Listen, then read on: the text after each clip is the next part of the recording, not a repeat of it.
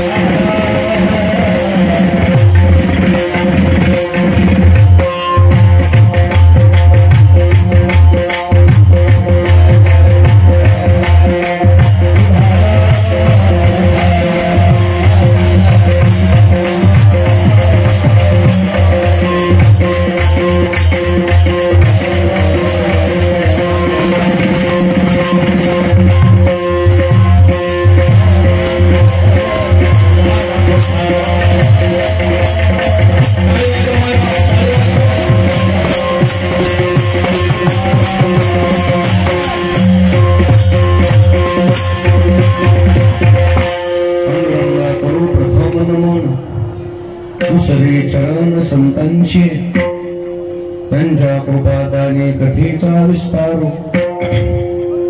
बाबाजी सद्गुरु दास तुकार अलंकापुरी रम्य सिंहासनस्थ पदं भोज्य तेजस्पुरी दिक्प्रदेश विदिन्द्रादि देवै सदा स्तूयमानो समाधिस्थ मूर्तिं भजे ज्ञानदेवं नमो सद्गुरु तुकया ज्ञानदीपा बोला नमो सद्गुरु सच्चिदानंद रूपा नमो सद्गुरु भक्त कल्याण मूर्ति नमो सद्गुरु भास्कर पूर्ण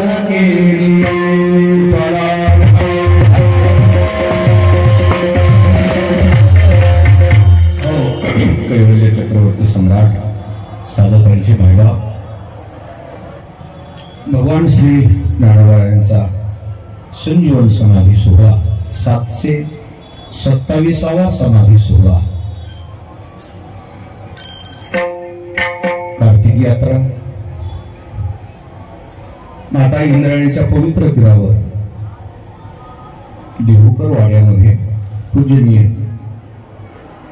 ज्यांची प्रमुख उपस्थिती या मंडपामध्ये आहे हरिभक्तीपरायण बापूसाहेब महाराज देहूकर हरिभक्तीपरायण संजय महाराज देहूकर ज्यांच्या माध्यमातून या कीर्तनाचं आपल्याला निमंत्रण आहे त्या हरिभक्तीपरायण माझे सहकारी भागवताचार्य पुरुषोत्तम महाराज झाडगावकर या प्रसंगी उपस्थित सर्व आदरणीय महाराज मंडळी भजनी मंडळी गुरुजन मंडळी श्रोती मंडळी माता भगिनी देशाच्या कान्याकोपऱ्यातून उपस्थित झालेले सर्व वारकरी सर्वांच्या समोर सर्वांच्या पाठांतरातला शांती ब्रह्म पैठणनिवासी नाथ महाराजांचा अभंग गुरु मोतीराम महाराजांच्या मोठ्या महाराजांच्या आशीर्वादाने सेवेकरता घेतलेला आहे सर्वजण मिळून सेवा करू विठ्ठला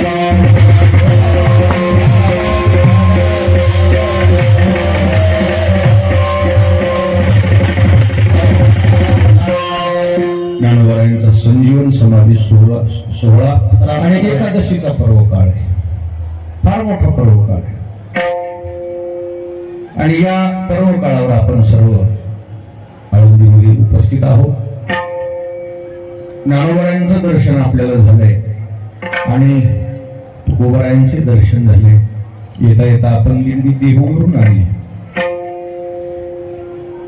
बरीचशी मंडळी आहेत, महाराज मंडळी आहेत, पालखी सोहळे आहेत, आळंदीत येतात आणि आळंदीचा सोहळा झाल्यानंतर पालखी सोहळे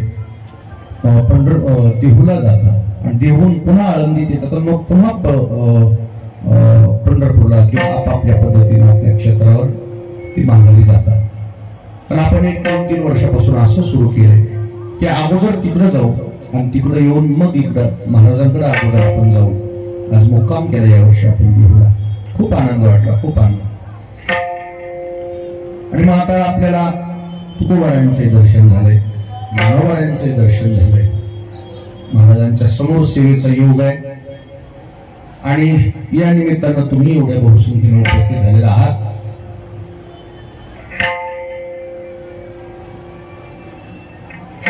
देहूकर वाडा आहे, तुकोबारायांचाच आभान घ्यायला पाहिजे होता. नंतर मला उजडलं पण निघून गेली.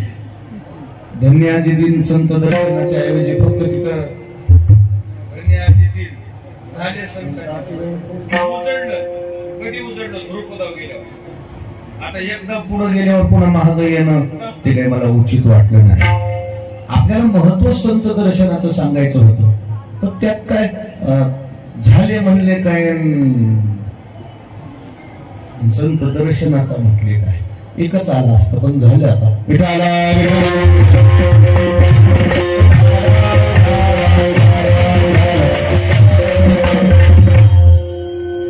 शांती ब्रह्म पैठण निवासी नाथ महाराज ज्ञानोबरायांच्या इच्छेनं ज्ञानोबरायांच्या दर्शनाला आले. आपल्यात आणि त्यांच्यात इतकाच फरक आहे. आपण कोणाच्या इच्छेनं, आपल्याच इच्छेनं. काही काही लोक येऊ शकले नाहीत, बायकोची इच्छा आहे.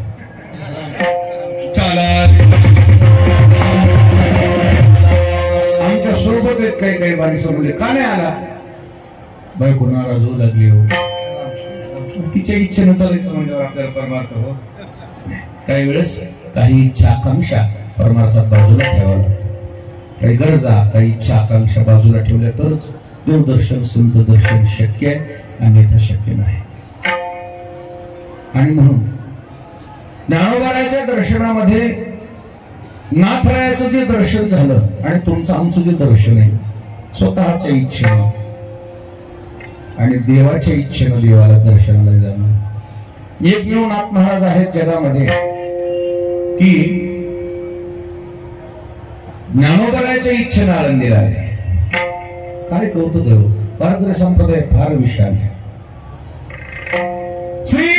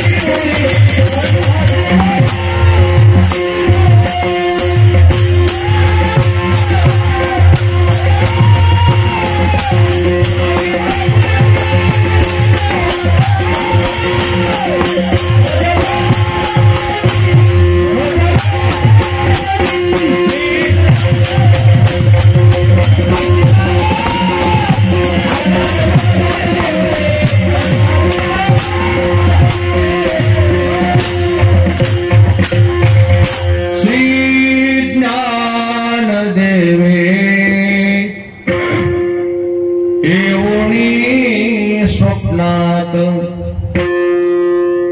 सांगितली मात मज लागी आजान वृक्षाची मुळी कंठाशी लागले. नाथा, माझ्या कंठाला आजान वृक्षाची मुळी लागली हो, तुम्ही आळंदीला या. स्वप्न आहे काय? स्वप्न. तुम्हाला जर स्वप्न पडलं तर तुम्ही ते स्वप्न सत्य समजता की असत्य समजता? आपलं काय? स्वप्नीचे चेले जाईल. काय हरकत? आपलं स्वप्न म्हणजे काय? त्याच्यात काय सत्य तर थोडीच, आणि ते टिकाऊ स्वप्न थोडंच आहे. आपलं पाहिलं तर काहीच नाही. आणि हे दिवस तर लय महत्वाचा आहे. कोणाला काय स्वप्न पडतील काय सांगता येत नाही. या कीर्तनामध्ये भरते 4-5 वर्षात इथं काही मॅसेज आलेले आहेत. निर्गुण महाराज आम्ही बसलेले उभे राहिले. निर्गुण महाराज मी कीर्तन करू लागलो. काय की वारीमध्ये नवीन नवीन नवीन नवीन सरकारच्या याच्यात काय करायला मिळते. स्वप्नाचं सांगायला मी तुम्हाला आलं समजलं. लय जास्त जमत नाही बोलायला. विठाला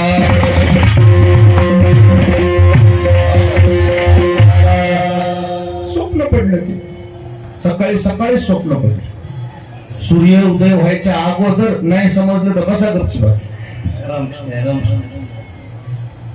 स्वप्न आहेत ज्याचे त्याचे व्यक्तिगत विषय आहेत, त्याच्यावर आपल्याला जास्तच भाष्य करायचं. परंतु महाराज संतांचं स्वप्न वेगळं, तुमचं आमचं स्वप्न वेगळं. आपलं स्वप्न म्हणजे काय? जागता जमाशी जे जेने ध्याने भावना भावी जे डोळा लागत ठेव देखी जे त्याची स्वप्नी. जागृत अवस्थेतला व्यवहार आपल्या स्वप्नामध्ये येतो. संतांचं वेगळं, आपलं वेगळं.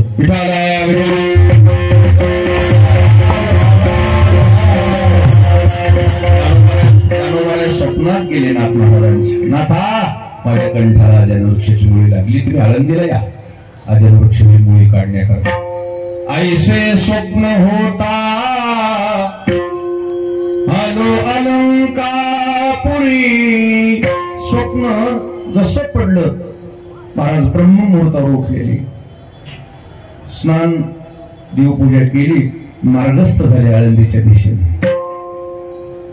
आले आळंदी. परंतु आळंदीत या म्हटलेत आपल्याला, पण कुठे स्थळ समाधीच. ज्ञानोबराय म्हणजे ज्ञानोबरायांच्या नंतर नाथरायाचा अवतार 300-350 वर्षाचा काळ गेला महाराष्ट्र लोकला. 300-350चा काळ गेला तर अरण्य सगळं जंगल होतं. काही असं काही मंदिर वगैरे नव्हतं. हे ज्ञानोबरायाचं जे मंदिर आहे ते जगद्गुरु तुकोबारायाने बांधलेलं मंदिर आहे. कोणी बांधलेलं आहे? तुकोबारायाने बांधलं. देहूचं मंदिर जगद्गुरु तुकोबारायाने बांधलेलं आहे. आळंदी सुद्धा जगद्गुरु तुकोबारायाने, ही इंद्रायणी नदी सुद्धा असा ओघ याचा एकदम समाधीच्या तिथंच येऊन आदळायचा. काढून दिला महाराजांनी असा वाच. अलौकिक कामं झालेली तुकोबारायाची. ज्ञानोबारायांचा पालखी सोहळा सुद्धा कोणी चालवलेला आहे? तुकोबारायाने चालवलेला आहे. म्हणून त्यांचे केशव महाराज उखळीकर म्हणतात, ज्ञानेश प्रिय तुकोबाराय.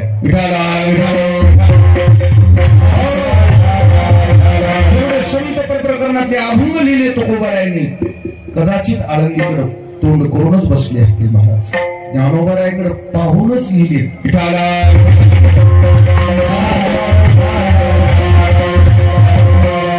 आणि म्हणून प्रत्यक्ष स्वप्नात गेले. या स्वप्नानं बरंचसं काही दिलेलं आहे आम्हाला. बाबाजीने येऊनी स्वप्ने तू करायला, स्वप्नानं बरंचसं काय दिलं. त्या स्वप्नावर बोललोत ना आपण मोतीराम महाराज संस्थान. एकदम नवीनच आलेली माणसं, भूमिका एकदम थोडं 20 मिनिट घ्यावंच लागते. आपण आपल्या मुद्द्यालाच जाऊ. 20 मिनिट तर करावं लागलं थोडस.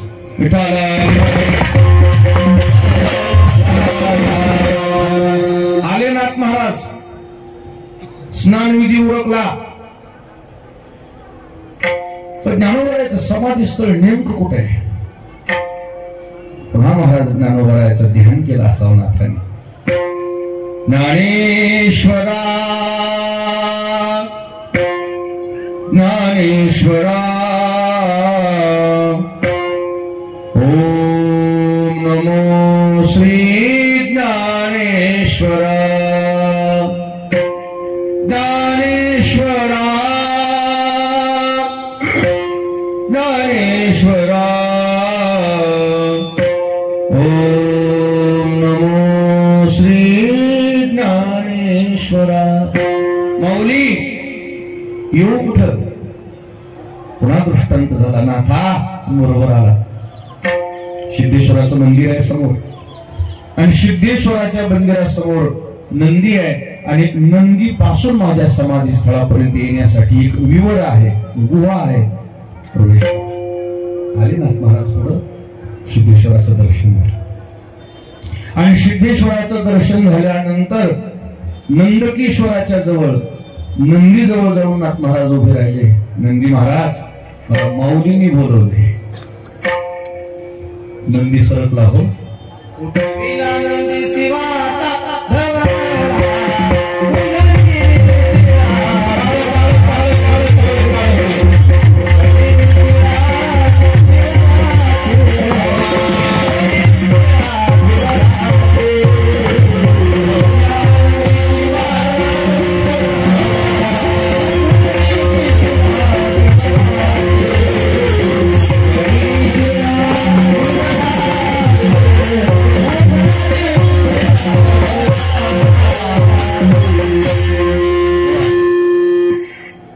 उठविला नंदी शिवाचा ढवळा उघडली शिळा विवराची इथे अशी एक संप्रदायाची निष्ठा आहे नंदी उठला नाही उठवलाय उठणं वेगळं आणि उठवणं वेगळं काय असतं बघा त्यातून अधिकार संपन्नता दिसून आली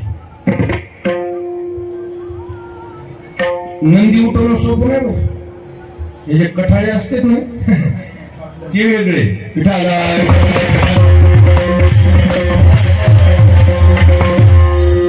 कठाळे सुद्धा जमू देत नाही तर ते सजीव असो निर्जीव नंदी उठवायचा दगडाचा नंदी उठवता का सोपा आहे काय काल परवा आमच्या दिंडीमध्ये एक नंदी आला मला कठाळ्या म्हणतात आमच्याकडे इकडे काय म्हणतात कठाळ्याच म्हणतात ज्ञानोबाराय म्हणले कठाळ्या कसं म्हणा म्हणून ज्ञानोबारायनं वस्तू जैसा मोकाट म्हणले वस्तू म्हणले पण मोकाट म्हणलीच की ज्ञानोबारायची भाषा कठाळा आला दिंडीमध्ये पुण्याच्या तिकडे पलीकडे माळशिरसला होता आमचं पालखी ठेवलेली सगळे वारकरी बसलेले ते आल्यानं आमच्यातले काही माणसं त्याला छेडछाड करायला लागले छेडछाड करायला म्हणले तुम्ही ते म्हणल्याबरोबर ते म्हणलं कुठले तरी उचले जागा माझी मला छेडछाड करता असा अंगावाला जे मोठे मोठे होते का नाही असे धष्टपुष्ट ते म्हणजे अरे बापरे दाढ दिसायचे मी तुमच्यासारखं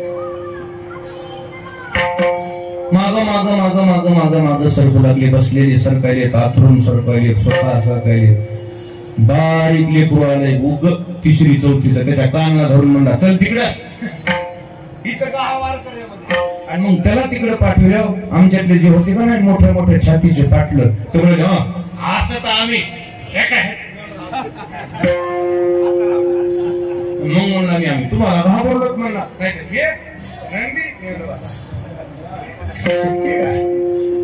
अधिकार संपन्नता लागते स्नेह लागते भावना लागते जनावराला तुम्ही ताकदीने आकळू शकत नाही स्नेहानच आकळते जनावर झालं सजीवाचा विषय पण निर्जीवतेमध्ये सांगतो ती निर्जीवता तुम्हाला आकळायची असेल तर त्याचा अधिकारच लागतो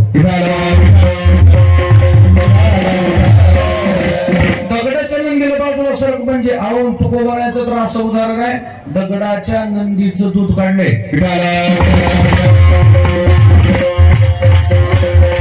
महाराजांच्या कन्या भागीरथीबाई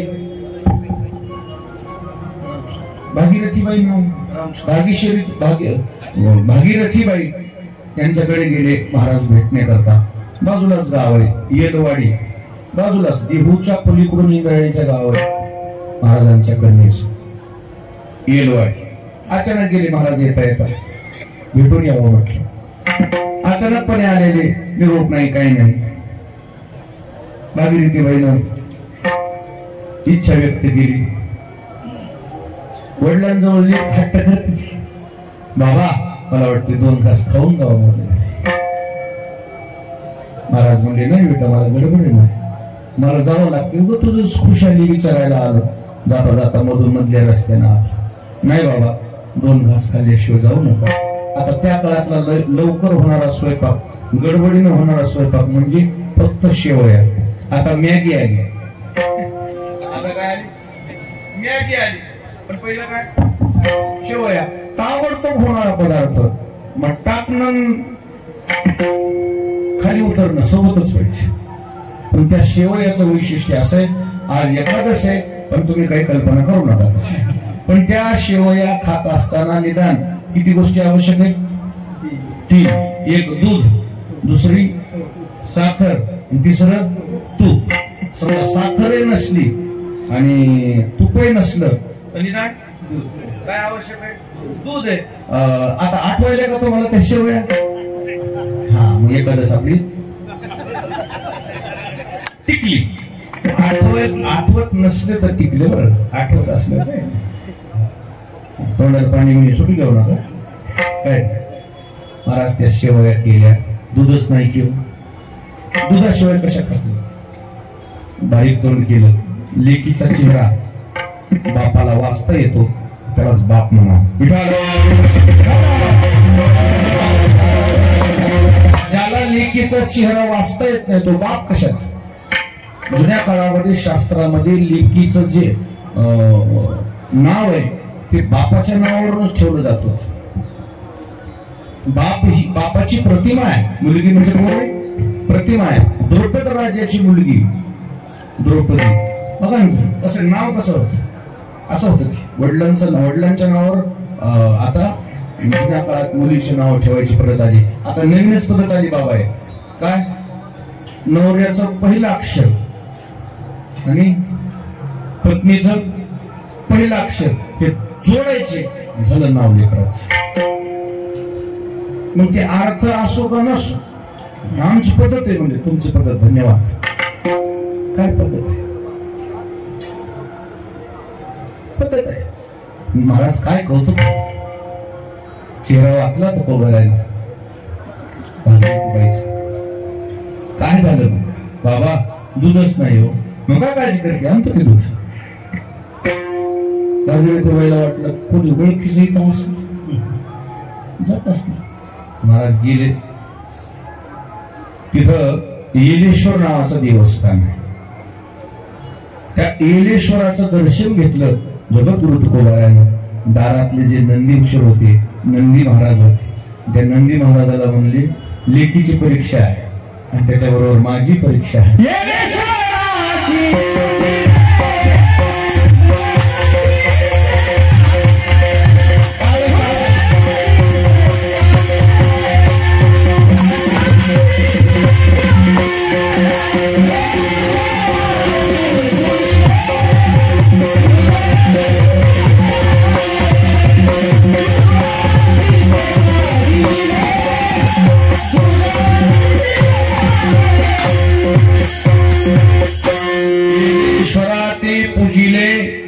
दूध नंदीचे काढिले. त्या येलेश्वराची पूजा केली आणि त्या नंदी महाराजाचं दर्शन घेतलं.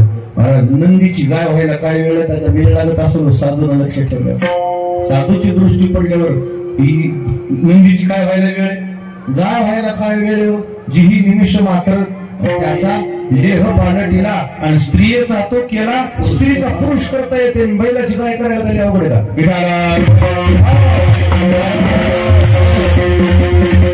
दूध घेऊन घरी आले भागीरथी महाराज. भागीरथी बाईकडे तुकोबारा म्हणले बाबा दूध कुठून आणलं? म्हणजे आता आणलं कुठून ते विषय महत्वाचा. तुझं काम झालं ना, मला सिद्धांतावर नेऊन ठेवायचं. काय आमची परंपरा आहे भारतीय संप्रदायाची. जगद्गुरु तुकोबारानं निर्जीव दगडाच्या नंदीचं दूध काढलं. नाथ महाराजांनी नंदी पुढं सरकवला, उठविला. कसा शब्द आहे? उठविला नंदी शिवाचा ढवळा उघडली शिळा विवराची आणि आत प्रवेश केला दिव्य तेज पुंज मदनाचा पुतळा परब्रह्म केवळा बोलत अशी प्रत्यक्ष ज्ञानोबाची मूर्ती प्रत्यक्ष ज्ञानोबा नाथरायांच्या दृष्टीला पडले नाथ महाराजांचे डोळे डबडब पाण्यानं भरले आनंदाचे अश्रू गाल फुटला महाराज म्हणाले काय खरंच मी भाग्यवान आहे आज माझ्या जीवनामध्ये जो सोन्याचा दिवस निघालाय आज खरंच दिवस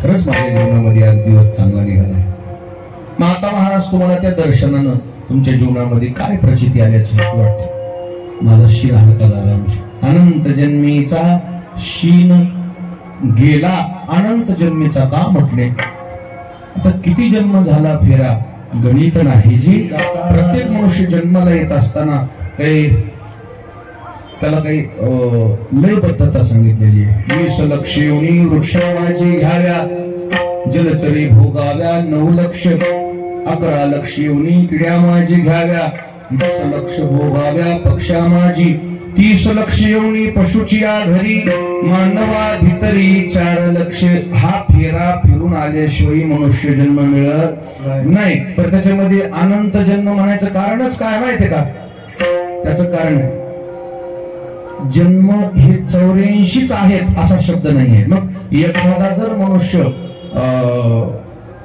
एखाद्या पशुच्या जन्मामध्ये त्याला जर जन्म प्राप्त झाला पशुच्या योनीला गेला तर जर एखादा माणूस जर बैल झाला तर त्याला बैलाचा जन्म किती वेळेस घ्यावा लागतो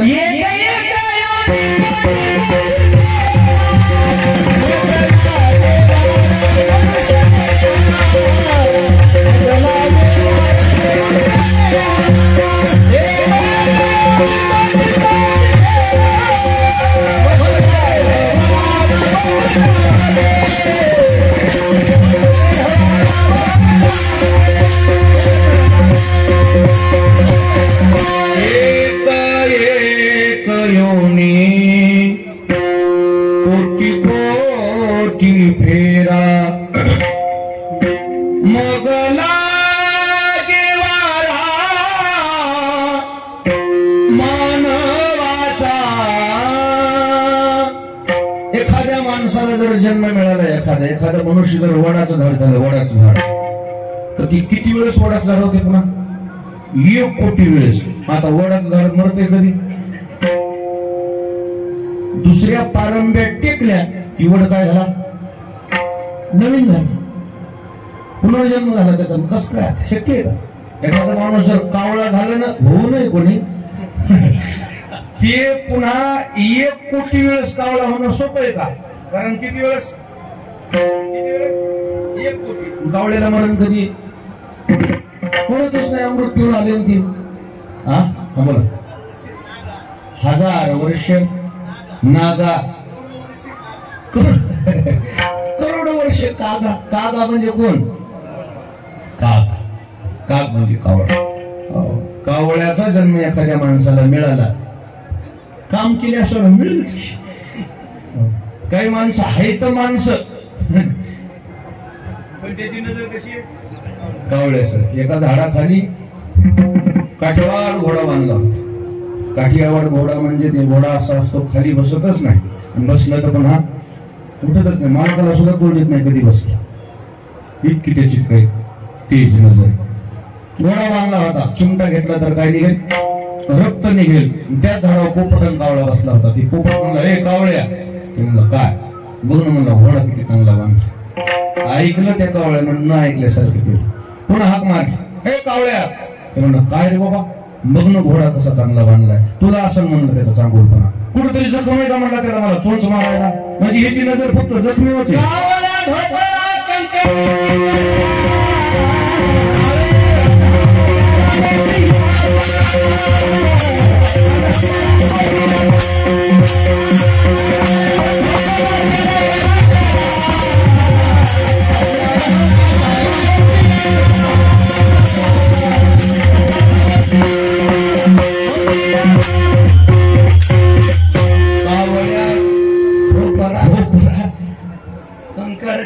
कंकर कितरा राजहंसाचा मोठ्याचा. ते फक्त जखम पाहतात.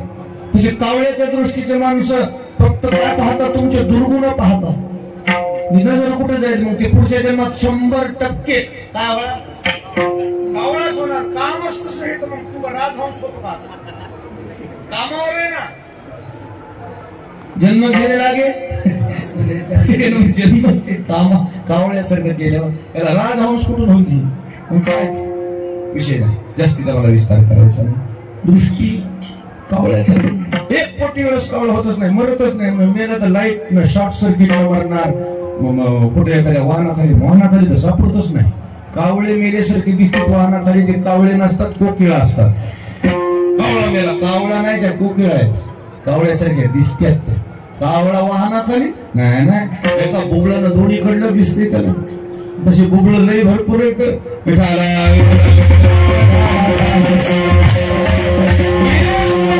कावळा झाला आणि मग पुन्हा मनुष्य जन्म. पण प्रत्येक जन्मामध्ये जे काही शीन येतो, काही वेदना येतात, काही संकट येतात, काही अडथळे येतात, काही अडचणी येतात. कारण कोणत्या जन्मात सुख आहे मला सांगा? आता काही काही बैल आहेत बघा, एकटच गाडी ओढतं, एकटच. त्याच्या इकडून एक आणि इकडून एक असं, ते काय म्हणावं त्याला, ते आणि समोर एकच जो असत. शिवळाट का? बरं, शिवळाट एकच. तसं पाहिलं तर गाडी बैलाला बैल किती असावे? दूर. पण शहरामध्ये वगैरे दिसतात बघा, पंढरपुरात वगैरे असं कुठं कुठं दिसतात. 40 पोते तांदळाची वड एकटाच. हे तिथं बैल झाले, पण ते तिथलं बैल का झालंय? इकडे काय गडबड केली असं झाली. इकडे कवा विना घेतला नाही, टाळ घेतला नाही, कवा पंक्तीला वाढलं नाही, आणि पहिल्या पंक्तीला बसल्याशिवाय राहिला नाही. टाळाच्या गाड्या टाळ उचलले नाहीत, सतरंजा उतरले नाहीत, काहीच नाही. आयता पाला संध्या पडलेला. म्हणले तुला पुढच्या जन्मात दाखव.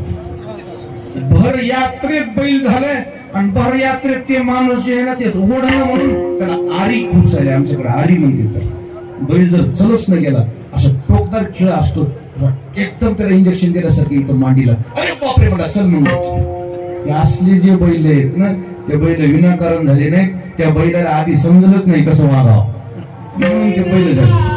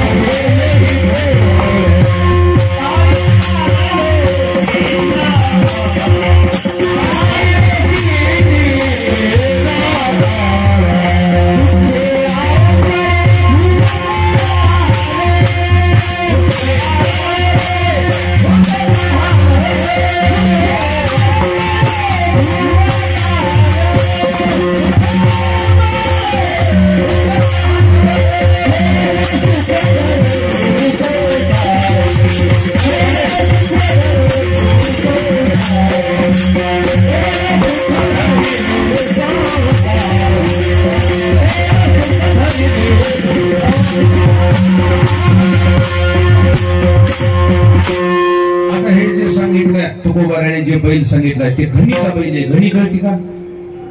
घणी नाही कळत. म्हाताऱ्या माणसाला घणी कळती का? जिजा घणी कळती का तुम्हाला? घणी घणी तुम्हाला कळत नाही. अहो घणी म्हणजे पहिल्या काळात सिमेंट नव्हतं. कळती का जिजा तुम्हाला?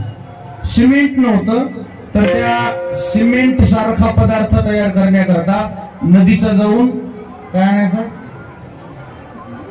चुनखडीचा तो खडक काहीतरी आणायचा. मी पाहिलेली आहे. मी काही घणी हाणलेली नाही. घणी पाहिली ती बी चालू घणी पाहिली नाही. कशी पडली? बंद पडलेली घणी पाहिली. ती खेळलो आणि त्या घणीवर त्या ह्याच्यावर काय म्हणतात त्याचं ते लोखंडाचं नाही दगडाचं चाक लाकडाचा त्याला बांधा. अजून आहेत का घण्या? हल्ली का घणी? हा मग आता बघा आता पुढे काय होईल ते बघूच लागलो मी. कोणी होऊ शकते का घणी हाणणार? चोपदार आहे आता काय नाही फरक पडते. आता काय घणीचा जो बैल आहे त्या घणीच्या बैलाच्या डोळ्याला पट्टी बांधतात. का पट्टी बांधतात? त्याला तिथंच फिरायचं असते. तिथंच जुंपोनी घाना बांधोनी डोळे मार्गी जोडी आरतेने ही पोळे. असं ते जर चालणं गेलं मग त्याला ते आरी टोचतात, त्याला पोळवतात. मग ते चालते. त्याला चालणं सोपं नसते. त्याचा तो चुना असतो ना, सिमेंट तयार करायचं असते. त्याचं सिमेंट एक टाकलेलं त्याचं जे घाण आहे त्या घाण्याला सिमेंट सारखा असा चिकट पदार्थ करायचा. जे किल्ले बांधले छत्रपती शिवाजी महाराजांनी त्याला सिमेंट वापरलेलं नाहीये. त्याला काय वापरलेला आहे? तो घणीचा माल. त्या घणीचा जो बैल आहे त्याला ती काही ओढा ओढायचा असतो. त्यावेळी त्याच्या ज्या वेदना आहेत त्या वेदनेनं तो शिनतो. शिनून जातो. आता नाही काय कुठं कुठं बैल आहेत बघा. लाकडी घाण्याचे तेल, लाकडी घाण्यापासून उसाचा रस एकटच ओढते. किती ओढते?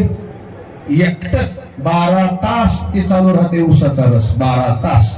आणि आपल्या लोकांना ती नवीन आहे, नाविन्यपूर्ण आहे. जुनं ते सोनं. आता नाविन्यपूर्ण आहे, ऑर्गॅनिक आहे, सेंद्रिय ऊस आहे. चला चला चला चला. आणि त्या बैलाची बेजारी पहा. आणि मग ते शिनून शिनून शिनून शिनून मी बैलाच सांगायलो. फक्त एकाच जन्मातलं सांगायलो. अशी किती जन्म? हा अनंत जन्मीचा कोटीच्या पुढचा आकडा आहे ते अनंत. एका बैलावरच बोलायलो तर बैलाच्याच वेदना तुमच्या लक्षात येतात. काय वेदना आहेत त्या बैला? काय त्रास होतो? का त्यांना काय तपास नाही? काय का त्यांना आहार आहे? टाकली तर पेंडी खावं, पाजविलं तर पाणी प्यावं. असं म्हणता येते का? नाश्त्याची वेळ झाली, चला वारकरी मंडळी नाश्ता करून घ्या.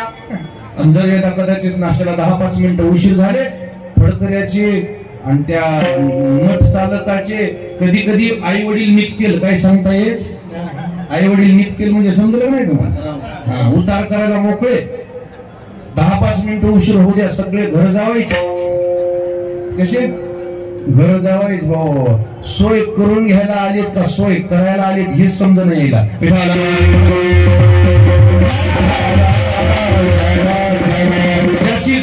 ज्याची घरी सोय नाही ते माणसं इथं दादागिरी करतात. काय झालं? हातानं पाणी तापून आंघोळ करतील आणि ते आम्हाला म्हणजे मला काय मिळूच लागलो ना तुमचा घरी जायचं. जास्त फडफडू लागलं समजावं दिव्यातलं तेल संपलं. फडफड होते. कोणचा दिवा? भरलेल्या घागरी हिसळत नाही. कोणत्या घागरी हिसळत्यात? अर्ध्याच घागरी हिसळत्यात. अरे मुसाफरी प्रवास होते 10-5 मिनिटं. करणाऱ्या माणसाने काय करायचं मला सांगा? ऐन वेळेला गॅस संपला. काय गॅस काय तुम्ही काय संत आहेत का? एकदम गॅस भरला तुम्ही म्हणल्या आता दुकानाला जावं लागेल. ऑनलाईन जर तिथून जाऊन आणावं लागेल.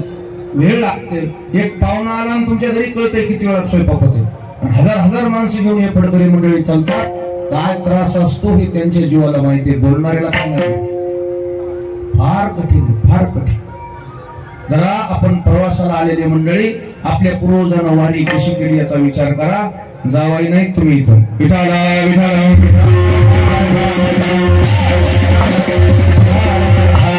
जनावराच्या जन्माला गेल्यावर कळल का? हाय वळी दिसती, पेंडीची गंजी दिसती. कडब्याची खाता येत नाही, बांधलेला आहे, नाकामध्ये टोचलेला आहे, काय खाता? पाणी जवळ दांडवा हात आहे, पिता येत नाही. आज तुमचं किती स्वातंत्र्य नाही झालं स्वयंपाक तर 2-4 रुपये खिशात जाऊन खा ना काहीतरी फुटाने बाहेर होईल तेव्हा पद्धतशीर जेवण करू, काय अडचण आहे त्याला?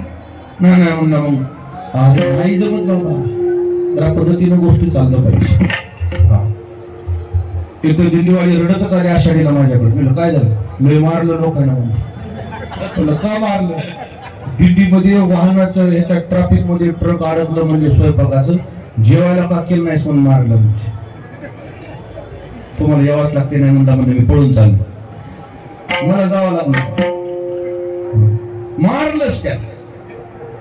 काय करावं? काय असं नाही करावं. आपल्या घरी सगळं वेळ मिळते का आपल्याला? दुपारवर नेहरे आणीनच बायकायला, बायका ह्याला दुपारवर नेहरे देईनच. दुपारवर तिथंच दार धरायले बघायले गावाकडं, बायको येते का भाकरी घेऊन? त्या काय जिजाबाई आहेत का? जिजाबाई तुकोबाराला जेव वाटल्याशिवाय जेवत नव्हत्या. ह्या बाया घरी वडापाव खाऊन म्हणतात मा मी तुमची लय वाट बघितली, उपाशी राहिले असते तर काही नाही. जिजाबाई तुकोबाराला जेव घातल्याशिवाय जेवत नव्हते. आपण काही जिजाबाई थोड्याच आहे. कोण वाट बघते तुमची? कोण घरचे तुमची किंमत करतात? केळाचं डझन आणलं ना बाजारातून, घरचे माणसं आल्या 12 डझनाचा आहे, 12 केळाचा हिशोब लावतात. थोडल्याला 2, मधव्याला 2, धाकट्याला 2, नातायला 2. ते सगळे माणसं 6 किती आले द्यायला? 7वं आणणार त्याच्या समोर 2 केळं खाते, त्याला टर्पर सुद्धा खात नाही. त्याला वाटते तिथं खाऊन आला असेल, खाते का म्हणून? हे तुमचं पोझिशन आहे. तुम्ही इथं आमच्या गच्च्या धरता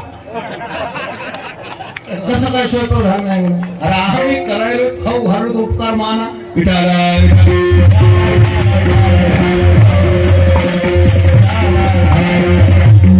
आनंद घ्यायचा, परमार्थामध्ये आनंद घ्यायचा. कन्या भुगऱ्या खाऊन दिवस काढलेत आपल्या बापजात्यानं. पंचपक्वानाशिवाय कोणत्याच फळामध्ये कोणत्याच दिंडीमध्ये पदार्थ नाही. कोणत्याच. एक जण म्हणला महाराज बंद करावं, हे मला खटरा आला या गोडाचा. ह्यालाच म्हणतात म्हणलं विठोबाचे राज्य आम्हा नित्य दिवाळी, आम्हा नित्य दिवाळी. दिवाळी तुमची 5 दिवस झाली, आमची 1 महिना झाला दिवाळी चालली. रोजच नवीन पदार्थ. गुलाबजामुन म्हणलं की म्हणलं महाराज दातच कळत पिठलं भाकर द्यायला. इतकी साधू संतांचे आशीर्वाद आहेत. समाधान माने जा. कोणत्या जन्मात झाल्यावर किती वेदना होत्यात मला ह्याच्यावर तुम्हाला म्हणायचे. अनंत जन्मीचा शिरी गेला. बैल झालं माणूस एखादं होऊ नये, कवळा झालं होऊ नये, साप झालं होऊ नये. मरतच नाही साप लवकर. काती निघाली त्याची, त्याचा 9वा जन्म झाला. कधी मरणार आहे त्याचा? 1 कोटी वेळेस त्याचा पुढचा जन्म. आणि त्या जन्मामध्ये वेदना सोपे आहेत का? नाग निघाला तो बघा, पलात नाग निघाला हे बघा, असं म्हणल्यावर काय म्हणतात लोक? हळद कुंकू आणा, हळद कुंकू आणा, फुलं आणा, असं म्हणतात. हो का? नाग जण हाना. कुठं हाना? तोंडाव हाना. हो नाही, इकडं हाना. तुझा काय दुश्मन आहे ते का तुझा धुरा सारला? तोंडावर हाना म्हणणारे महाराज. मग त्या नागाला तोंडावर हाणल्यावर ते काय म्हणत असेल? धन्य ही आनंदाची सापडली, संत सज्जन भेटले कृपा. वारकऱ्या हो, तुमच्या दर्शनाचा आज माझा खरंच धन्य दिवस झाला. काय तुमच्या दर्शनाने मी भाग्यवान झालो. माझं तोंड ठेचलं तुम्ही असं म्हणता शकत नाही. काय वेदना त्या जनावराला, काय तडफडत असेल ते जनावर. अशा अनंत जन्मामध्ये झालेल्या वेदना नाथ महाराज म्हणले मला जाणवत होत्या. मी त्या सोबत घेऊन फिरत होतो. आज मात्र माझ्या त्या वेदना हलक्या झाल्या. शीन हलका झाला. अनंत जन्मीचा शीन गेला. शीन हलका फक्त 2च ठिकाणी होते, एक भगवंत आणि दुसरे संत. विठाळ.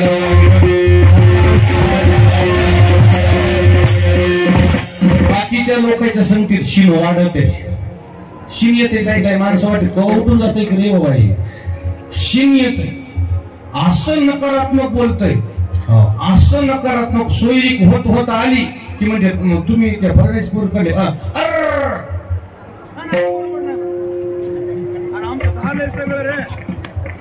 तिकडून झालं सगळं केलं.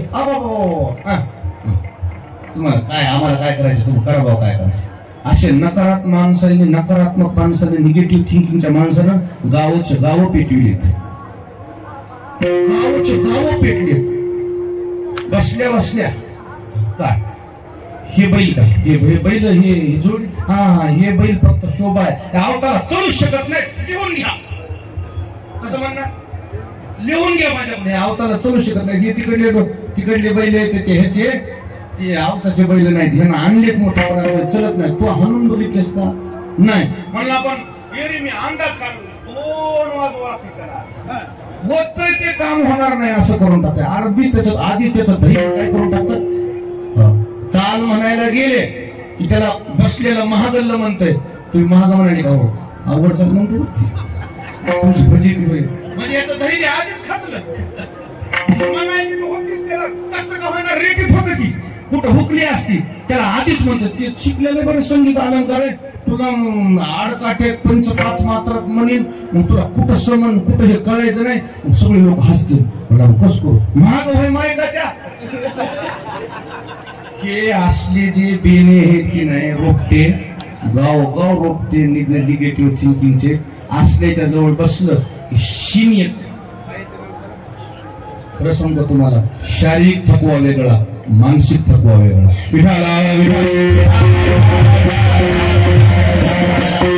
शारीरिक थकव्यासाठी व्यायाम आहे, शारीरिक थकव्यासाठी औषध आहे, मानसिक थकव्यासाठी औषधं नाहीत.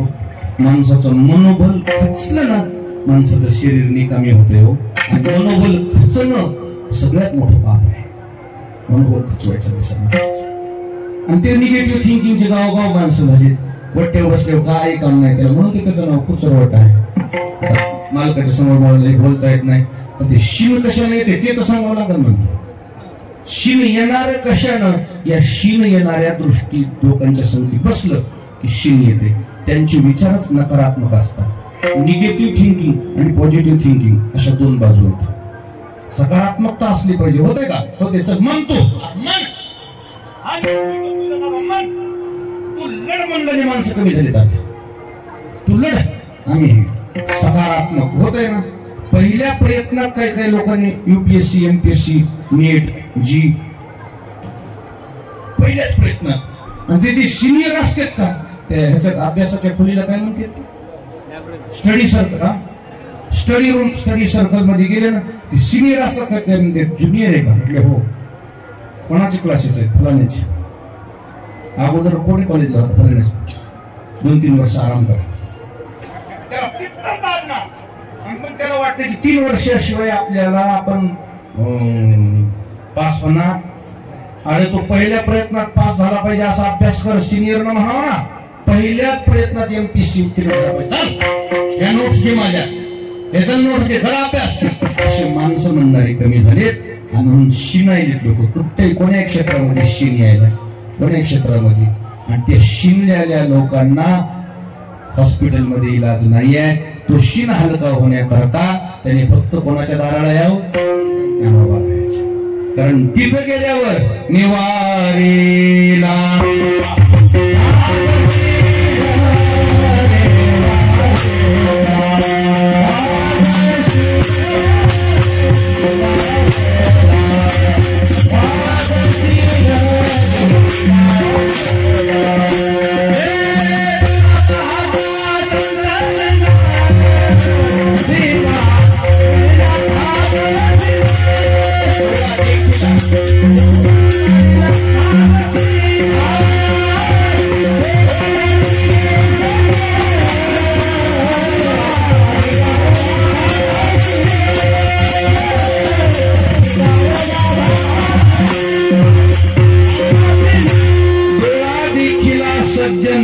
निवारीला भाग शिन. शिन हलका होते संतांच्या दर्शनाला गेलं. शिन हलका झाला म्हणजे ज्ञानोबारायाचं दर्शन झाल्यावर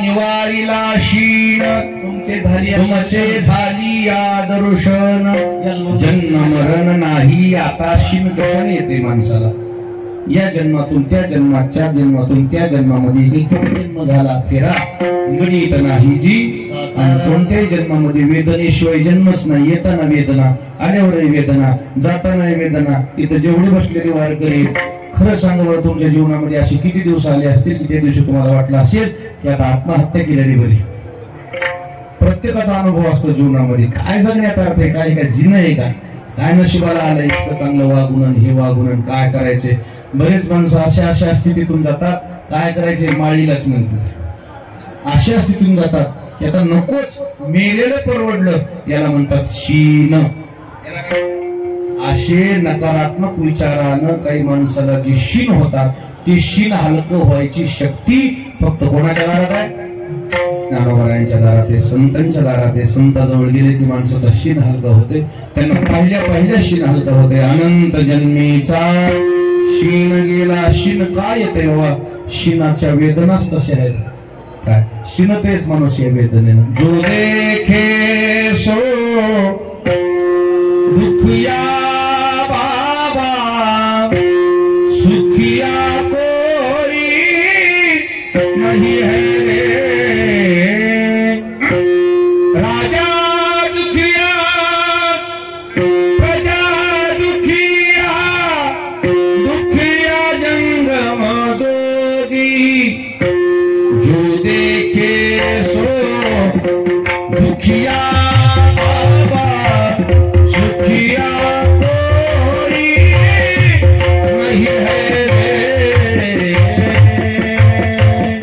संकट येतात माणसाच्या जीवनात अडथळे येतात महाराज काही वेदना अशा असतात मुक्कामार असतो मुक्कामार दिसत नाही पण तो चमकल्याशिवाय राहत अशा वेदनेनं व्यथित झालेला मनुष्य त्याने कोणाच्या दाराला जावं फक्त ज्ञानोबारायांच्या काय होईल मग अनंत जन्मीचा शीन गेला महाराज म्हणले आता माझ्या अनंत जन्मीचा शीन हलका झाला ज्ञानोबारायांच्या दर्शनानं आता शीन हलका झाल्यामुळे माझी पुढची स्थिती आहे आता ती पुढची स्थिती 10 वाजले ती काय आपण इथं नाही सांगता यायचं माझं वाटते त्याशी आलिंगन द्यावे कदा न सोडावे चरण त्यांची मला वाटते त्यांना असं कडकडून आलिंगन द्यावं त्यांच्या चरणाला नतमस्तक व्हावं इथं उठू नये हलू नये असं वाटतंय म्हणजे मला का बाबा एवढं कानात महाराज त्याचं कारण म्हणजे त्रिविध तापाची लेखिल्या चरण वैष्णवांचे आणि म्हणून माझी इच्छा आहे कार्जनाधने घडो त्यांचा संग न व्हावा वियोग जन्मोजन्मी आता त्यांचा